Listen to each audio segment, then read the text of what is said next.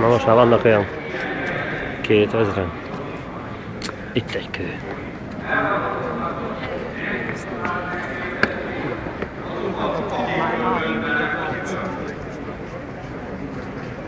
Most azért többen vannak. Igen. 89-esre volt? Én is voltam. Toldi Gimi kapos vár. Lassan. Viktor mit csinált a kormányod? Szétlopta az országod.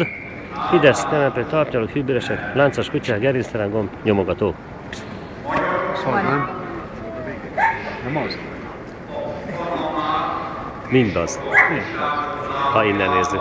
Ha onnan, akkor meg valakinek vezetni kell az országot. És az a kétharmad, az kétharmad. Hát Megkapták a kétharmaddal lehet nagyon jönni, nem meg lehet kétharmad. visszajönni. de megkapták, megnyerték, úgyhogy az nekik most joguk van ezt csinálni, amit csinálnak.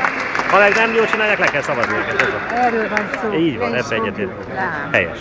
Kétharmad az nem arról szól, hogy azt csinálok, amit akarok. De Demokráciában nem. Az a kétharmad, az nem a matematikai A kétharmad. kétharmad esélyt a ad. parlamentben van a De kétharmad. nem visszaéléssel. Erről Egy van szó. demokráciában. A parlamentben megvan a kétharmad.